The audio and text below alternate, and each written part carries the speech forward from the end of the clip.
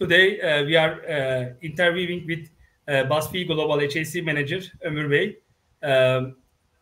We are doing these interviews to show good leaders to professionals and also youngs to discuss and also show the success to everybody, to motivate all of us. And thank you very much, Ömür Bey, joining today these interviews. Welcome. Yeah, thank you for having me this evening, Vedat Bey. Thank you very much. Yes, I want to start with a question. Could you please tell about yourself? Yeah, thank you again. As you mentioned, I'm Ömür Vural TAŞDEMİR. I was born in 1981 in Kocaeli, and after graduation from secondary school, I moved to Istanbul to Kuleli Military High School. Then I moved to Middle East Technical University, Department of Chemical Engineering for my university education.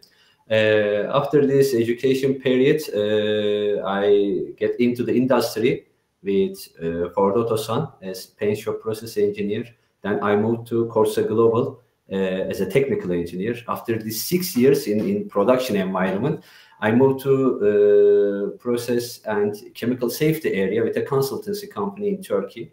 Mainly, we were responsible for the Seveso projects implementation for different kind of customers in Turkey. And since 2015, I'm working in BASF. First 6 years was as a process safety expert for the region, Turkey, Middle East, and Russia.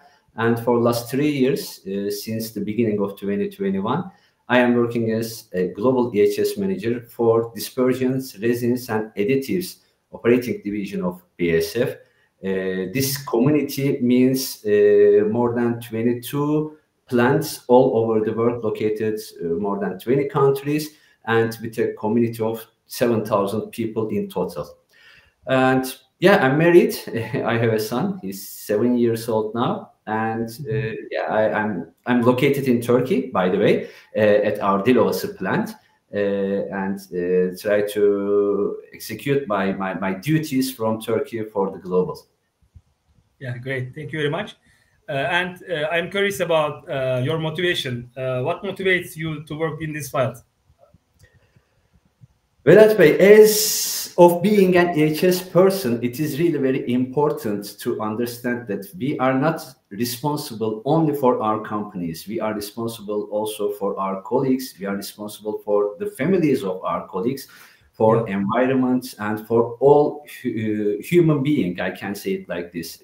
As I mentioned, my background is process safety, and when you think about the process safety itself, the impact of a process safety incident is really very wide.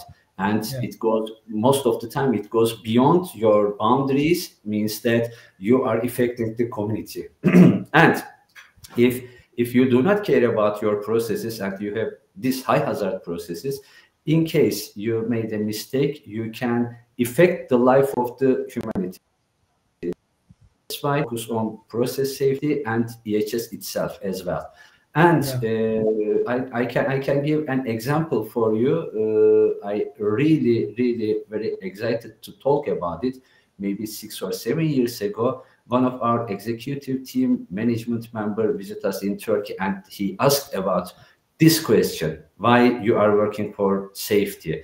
And all of us gave some different answers, and his answer was really very impactful for us. He said that he is working on safety because he do not want to join any more funeral ceremony of his colleagues. This was really very important. Yeah, thank you very much. I think so. We are doing very great job and very sensitive for all our workers and also for their family. And my third question is about global problems. What do you personally think should be done globally to improve the future of health, safety, environment? I think you got my perspective. If we are talking about health, safety, and environment, this is not something that you have to focus on your company itself, and you have to think about outside of your company and for the other companies. And the basic criteria in here in my opinion, is the networking and also communication. Such kind of platforms are really very valuable to meet with some people who are working on health, safety, and environment, and you can exchange your experiences, you can exchange your best practices, and there are lots of platforms that companies are joining to share about their experiences and such kind of things. And yeah, as I told you, this is really very important. And when you improve your network like this, and you feel that you got that, everything goes more smooth in your career when you want to solve anything, when you want to solve any problem that you have to deal with in your company. Yeah, thank you. And I want to remind all our audience that they can ask their questions on the chat platform on YouTube or LinkedIn. We are live in two platforms, and I will ask our audience questions at the end of our interview. And my fourth question is coming: what are the projects BuzzFeed plans in the field of health, safety, environment for the future? So we as the BSF are aware about our hazardous potential, and we are talking about high hazard processes that we are dealing with. That's why we focus on health, safety, and environment area. And with this new world, new environment, we think that digitalization is really very important, and we have to integrate digital tools, digital solutions to our EHS activities. And we have some projects are ongoing. We have some projects already finalized and they are on live now. And we see the benefit of such kind of projects. If we want to give some example that our projects, I can give, for example, an example about the digital monomer pumps in our dispersions division. And also we got some awards, some national awards in Turkey with this project, and also we widespread it in all global and give this information to the other plants all over the world. The main issue in here is we track the vibration line of our digital our monomer pumps, because monomers are really very high hazardous raw materials, and we do not want to spill them outside of the pumps or pipelines itself. And the pumps themselves are really very sensitive against vibration, and we track the vibration record of the pumps, and in case we see any fluctuation on the vibration of the pumps, we directly indicate that there is something going wrong in that pump. And before any problem that we will see on the pump, we make the maintenance, or we change the pump, or whatever the solution is, we execute it. And some other examples we can give, as I can give, as the management of change. Again, we try to make it more digital, because management of change is really an important approach in process safety, especially when you look at the root cause of the severe incidents in the process industry. Most of them are or most of them were from the execution of MOC, management of change. If you have some lack on management of change, most of the time you see such kind of severe incidents.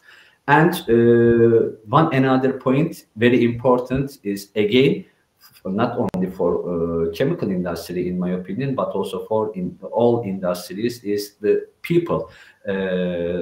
Because of this reality, we try to more focus on our colleagues in the field or in the shop floor that they are working.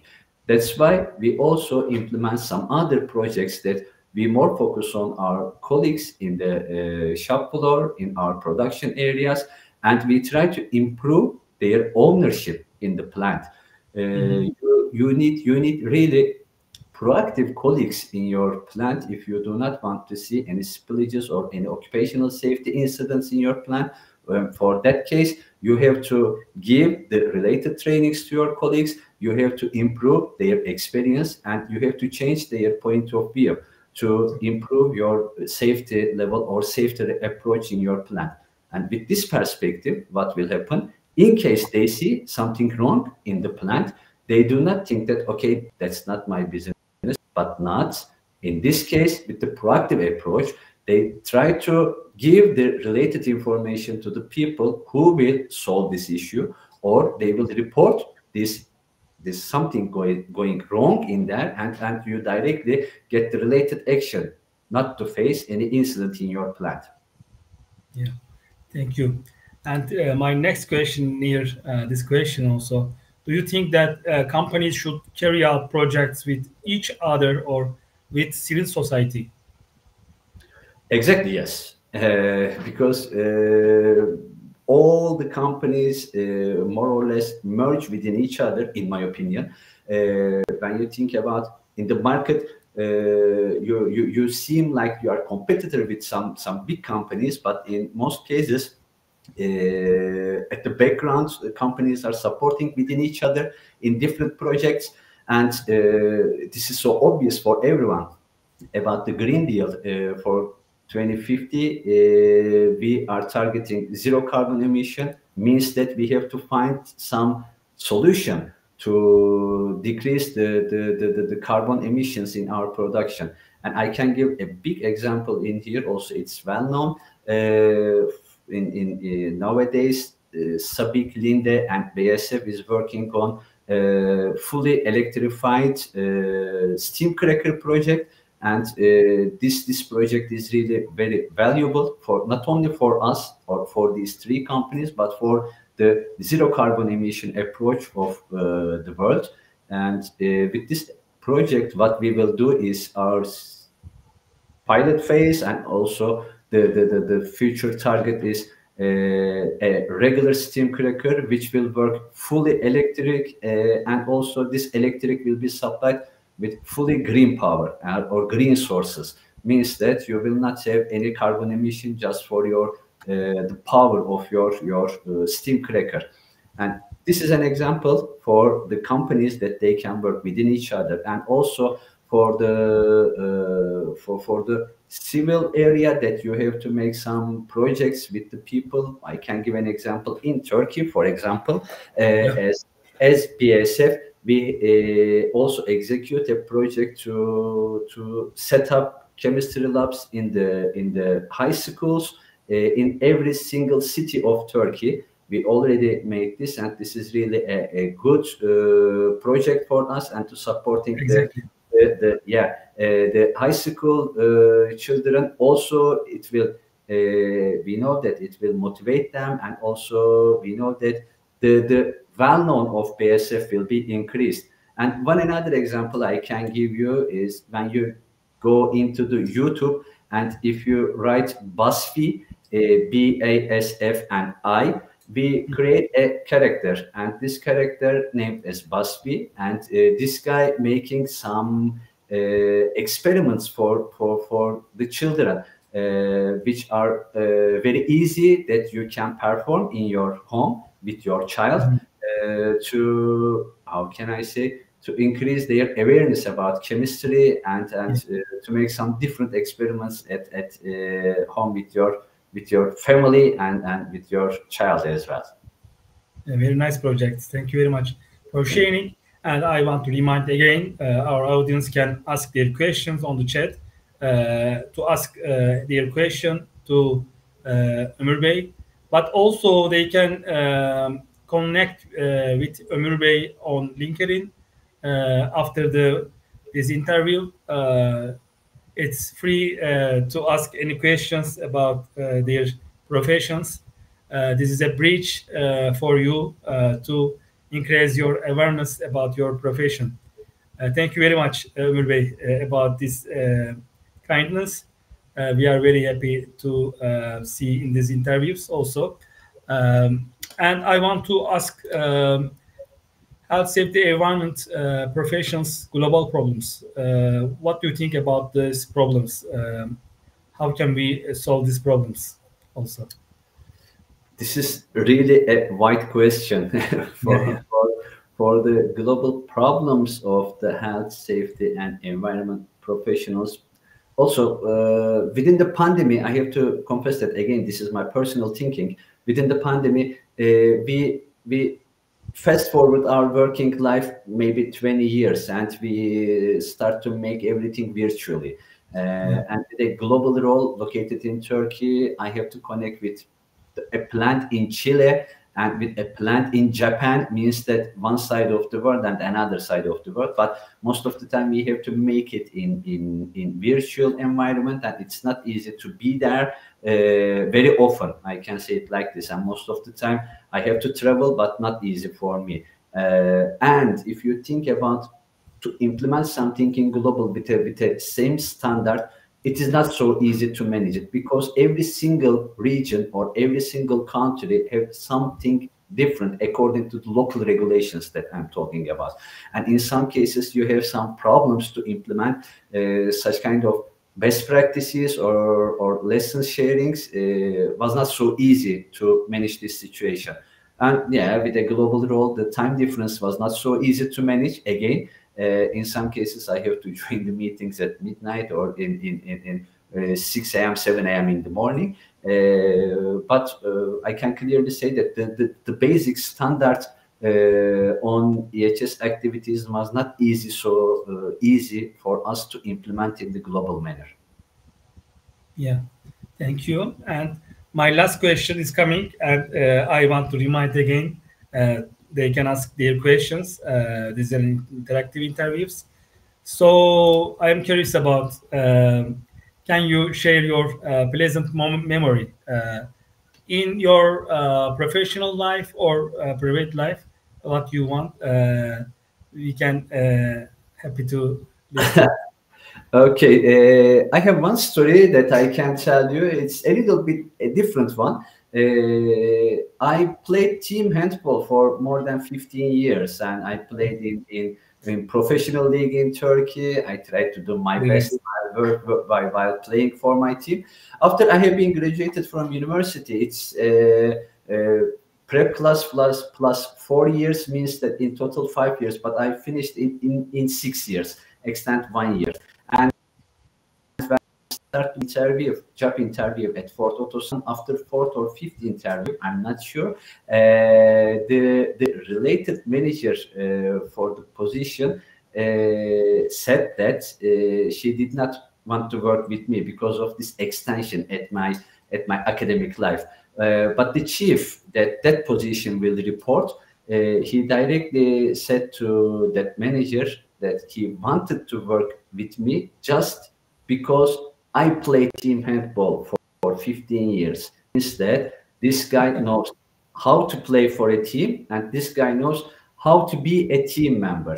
And after I approved to Ford Otosan, maybe 1.5 years, maybe 2 years later, he told me about this story. It was really very different for me. When I heard it, I was really very surprised, because I thought that, okay, I have been graduated from the best chemical engineering department in Turkey. I get into Ford Otosan because of my academic career. But he told me, no, it was, yeah, for sure, this is one item that we care about, but that's because of that you play team handball. I can give an advice in here for our colleagues or for the people who are watching this interview. If they are at your academic age, I can clearly say that the academic environment is not everything, and you have to develop yourself in the social environment as well.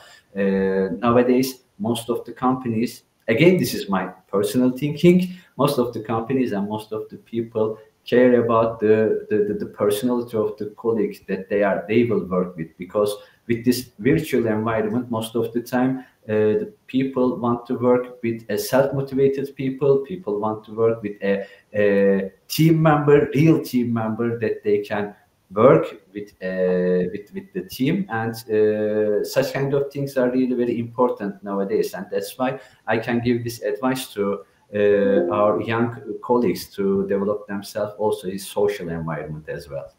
Yeah, this is a very different story, but very true story, because sometimes people need team members positions.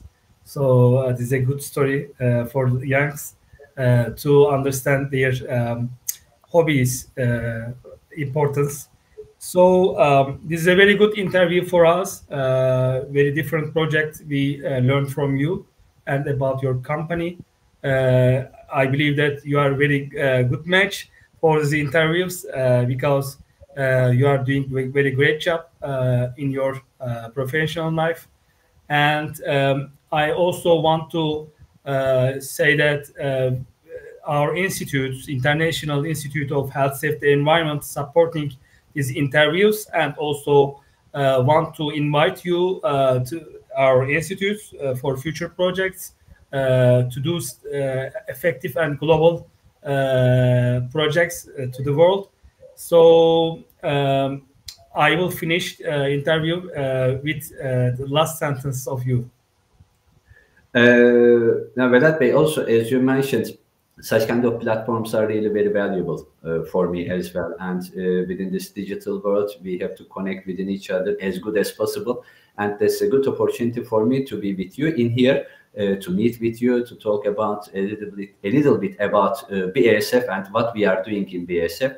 And in case some professionals that they want to connect me, you are always welcome. I'm always ready to discuss safety with everyone, with every aspect, and this will be very good for all of us. Yeah, thank you very much. We are very happy to inviting you, and I am seeing very nice message to you. Thanks to you about these interviews. We will also make a website. We are designing a website about our interviews that you will see next projects of our speakers on future, and we will make a page also for Ömür Bey, and you will see the projects of Ömür Bey on the future on our websites if you want. And also we want to make some conferences and other events with all our speakers on the future. I want to mention that for all audience. Thank you very much for listening and watching us, and have a nice week, everybody. Thank you very much. Thank you very much, Ömür Bey.